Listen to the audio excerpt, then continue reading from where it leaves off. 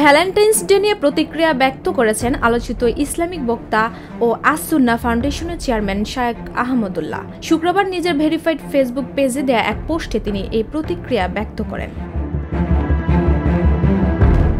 Facebook পোস্টে তিনি লেখেন, ভ্যালেন্টাইন্স ডে এদেশের মাটি ও মানুষের সংস্কৃতি নয়। এই অপসংস্কৃতি বর্জন করুন, পবিত্র জীবনযাপন করুন। ফেসবুক পোস্টের কমেন্টে তিনি লেখেন, ধন সম্পদ আর জ্ঞান বিজ্ঞানে ওরা আমাদের চেয়ে 100 বছর এগিয়ে থাকলেও সুখী দাম্পত্য এবং টেকসই পরিবার ব্যবস্থাপনায় আমরা ওদের চেয়ে 200 বছর এগিয়ে আছি।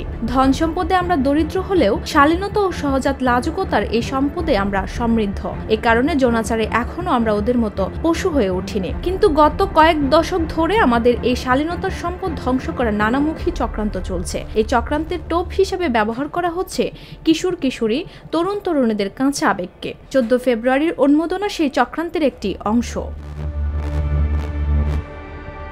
আমাদের অনেক রকম দ্বিধা আছে, নিজের ভুল স্বীকারের দ্বিধা, গরিব বয়স্ক লোককে সম্মান জানানোর দ্বিধা, কাজের লোককে নিজের বিছানায় বসতে দেওয়ার দ্বিধা, বাবা মাকে সালাম দেওয়ার দ্বিধা ইত্যাদি। এসব নিন্দনীয় দ্বিধা দূর করবার কোনো উদ্যোগ কোথাও চোখে পড়ে না।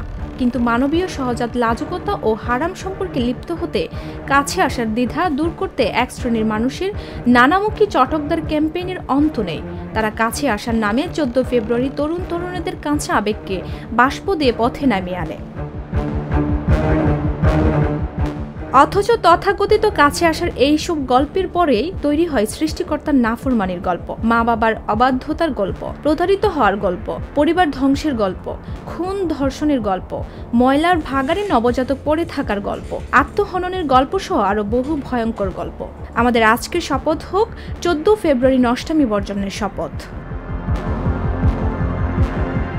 ডেস্ক রিপোর্ট, ভোরের পাতা।